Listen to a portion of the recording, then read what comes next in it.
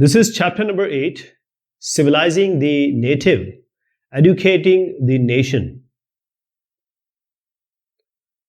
Education for commerce, Vanijya. These stories start like this. The name of this gentleman, Charles Wood, he is going to come. So what happened? This is East India Company, say London office, or England office, say head office. Here is East India Company, India, Indian subcontinent. So the court of directors of East India Company in London of England, they sent a dispatch, an educational dispatch, a letter, say, bunch of documents. Where? To the Governor General in India. To Governor General in India. Now, Charles Wood, he was the president of the board of control of the company in India, means he was taking care of the East India Company. President of the board of control. And he issued this educational dispatch, this document, or this policy, right? Because he was a president. So that is how the thing which was decided in England was sent to India and it was issued by Charles Wood. That is why it is called as Wood's dispatch. This word, this phrase is going to come again and again. Wood's dispatch. So this was a nirdesh, this was a policy, this was an indicator. Now the educational policy, this Wood's dispatch was talking about the educational policy. It emphasized, it told that what is going to be the faida, practical benefits of the European learning. Because Europe, still before Brexit, England was a part of European Union only. So the European learning, what is the practical benefits to the Indian, for the Indian, because of this Wood dispatch which had the educational policy, this was written here.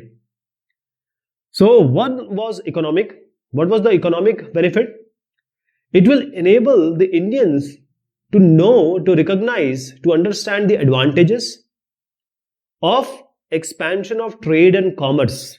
That is, what is the significance of trade, what is the importance of commerce, and why the expansion of these two is important, the Indians will know.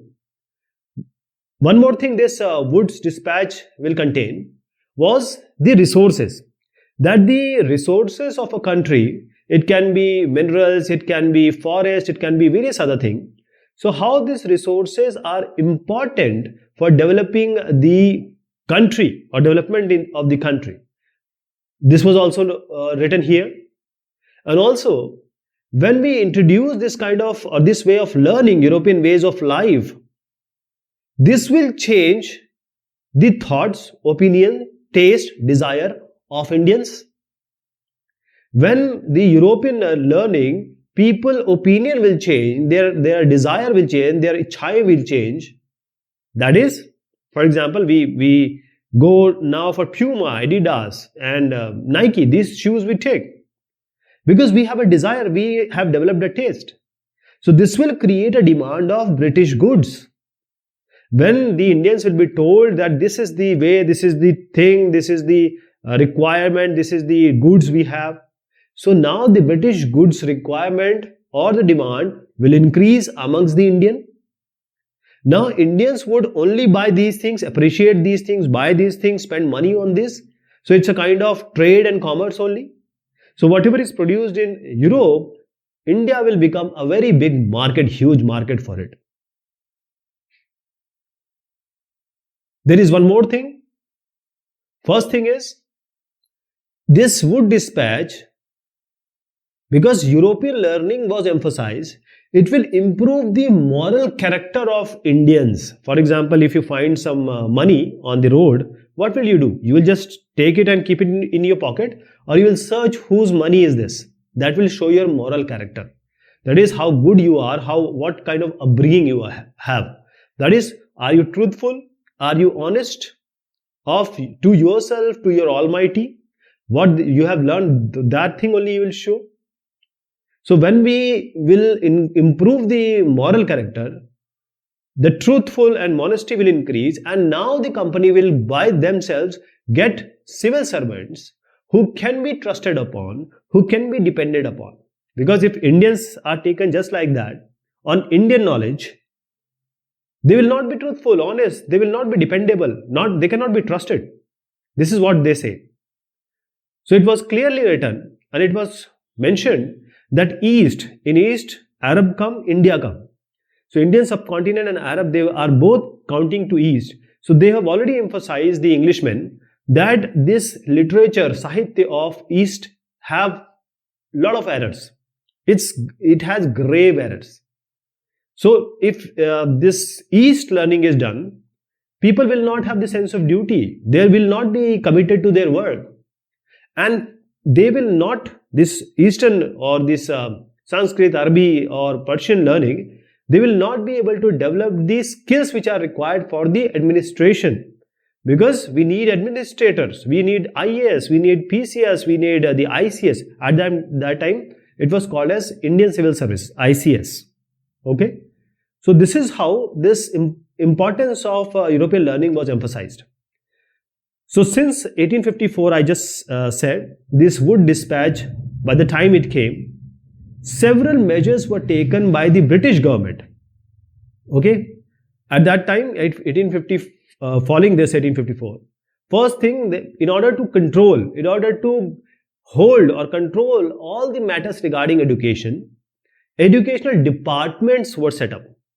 Educational departments were set up because they wanted to control all the matters which are related to education.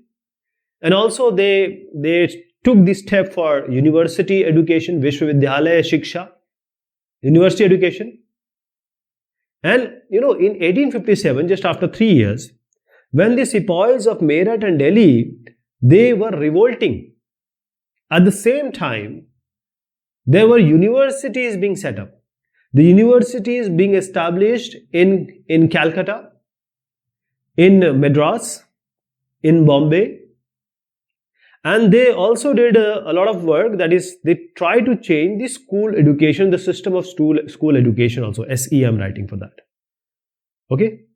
So I'll show you a picture of Bombay University in the 19th century. You see how this building also shows the UK or British sculpture or the building making. Okay. I have to show you a picture before we talk about what content we have here. These two pictures are same. One is colored. So this is on the banks of the Hooghly River, Calcutta. This is Serampur College. Also the Baptist Mission Press in Calcutta, India. So what is the story here? This person is called William Carey. William Carey, he was a Scottish missionary. Missionaries are those who propagates or promotes their religion. So now he was the person who initiated and he helped in establishing the Serampur mission. This Serampur mission which you see here. Okay. So what happened at that time was the missionaries, they thought that the idea of education or the importance of education is to improve the moral character of people. At the way we talked about truthfulness, honesty and modesty, love for others, kindness, cooperation, all these moral character of people. And this can only be improved through Christian education. Christian education. If you go to the Western countries now, you will see Salvation Army, you will see food banks. So Christians are actually doing for people who are destitutes or who are homeless. So Christian, they really do, because in their religion it is being said, like the Sikh, like the Muslims, they do. In Muslims, you have to give 10% of your amount. Okay. So until 1830, the East India Company, they were opposing the missionary activity. Why they were opposing this missionary activity, that is the propagation, promotion of the religion? because they were fearful that their presence will be looked with suspicious eyes. People will think that these people have come here to make us Christian. That is, they are on religious venture rather than coming for trade or rather than coming for any other purpose. So they will get suspicious. So they were not promoting or they were opposing these missionary activities until 1830. Okay. So William Carey and others, they wanted to set up a mission. How can they set up? Because in British controlled territories, they cannot set up. They were being opposed. They were not given chance. So this is the Serampore, and they established this missionary or the mission at Serampore because this was the East India Company under the control of Danish. This was the Denmark East India Company. Denmark is also a Christian country. So and they also had a printing press in 1800, and then also they established a college in 1818. All right. So what happened after that? Over the 19th century, the missionary schools were set up all over the country, all over the subcontinent. And after 1857, after the big revolt of 1857, 1857 के विद्रोह के बाद, the British now, because British government has taken control from East India Company now, they were also reluctant. They were also opposing that, if we support this missionary kind of education, then what will happen? Because any custom, practice, belief, religious ideas, if we just tickle it, the native will again rise. Something like this, what happened with the cartridge, that people thought that it is made up of the cow and pig grease or the fat. So it was the revolt. So the British government was very reluctant, very fearful, and they don't want anything to happen like this again. So the custom practices, belief, religious ideas of the natives, of the Indian, they don't want to even touch it, because this will be against, that will be a chingari, that will be a spark to anything big. Now I'll talk about William Adam. William Adam, he was Scottish. So let me tell you, this Scottish and this Englishmen, all Englishmen, we are talking about Britishers, are Scottish and the England people. So 1830, what happened? This person, William Adam, he was a Scottish missionary. And he was a Scottish missionary, and he toured. He was from Scotland, and he toured different districts of Bengal and Bihar. Now, why he was traveling, why he was touring? Because he was being asked by the East India Company to report on the progress of education in vernacular schools. Vernacular schools means any language other than the English were called as vernacular. So the schools where Hindi was taught, or Sanskrit or Arabic or Farsi, what is the progress of this education in elementary school, vernacular school? The report, what is happening, was asked by East India Company, and the person responsible was William Adam.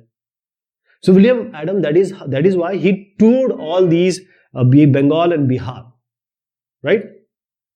So what Adam found, because he was touring each and every nook and corner now. So his report is quite interesting. In his report, he found that over 1 lakh pathshalas, like school we have, at that time it was called as pathshalas, and there are over 1 lakh pathshalas in Bengal and Bihar, and these are very small institutions, and in one institution there is around 20 students. So total number will be what? 20 students, 1 lakh pathshalas, one pathshala, 20 students. So it will be around 20 lakh students. They are studying in pathshala, and at that time it is a huge number, 20 lakh at that time.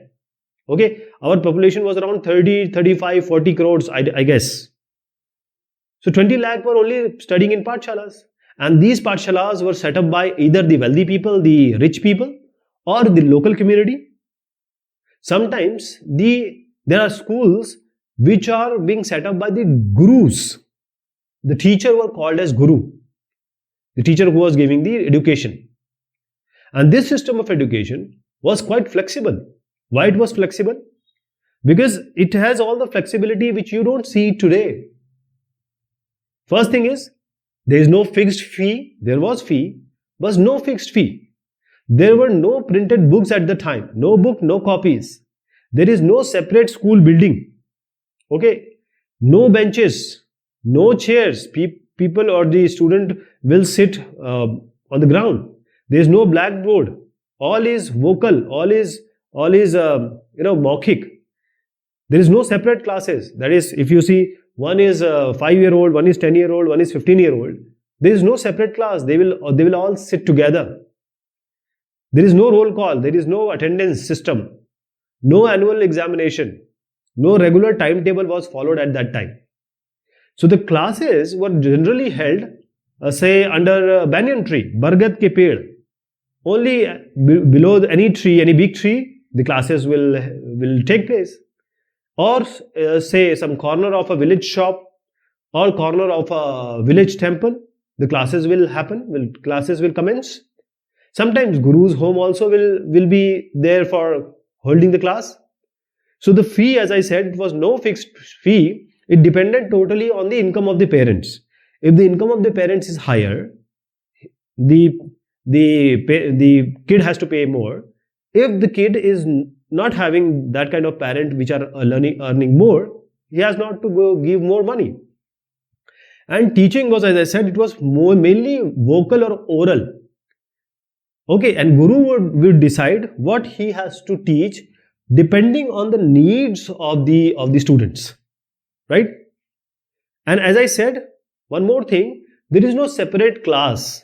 That is, say we have 3 kids. One is 5-year, one is 10-year, one is 15-year. They will sit together in single class and they will learn together. Okay. So what he found, Mr. Adam, that this flexibility has various benefits according to the natives, according to the local needs. Most of them were the agriculturists, farmers, peasants, and low-wage worker. So what will happen? The harvest time when the crops are cut, at this time, in this season, the class or the school will stop functioning. The kids, say these 2 kids, will go back or go to their land and they will work their parents. At that time, 10, 12 kids were there. Okay, not like today. So these people, these children will work with their parents, and once this harvesting time is over, they'll come back and again the school will commence or the classes will commence or the Pathshala will start. Okay, so that is how even the peasant family, poor kids, they could also study. This was the benefit of the flexibility of the system, right? This is a picture, and this was painted by a Dutch painter, a Holland, Netherlands painter, Francois Solwen. Now he came to India in late 18th century, and he tried to depict he made various pictures. This is one of them. How the life was there at that time. Okay. New rules, new routines.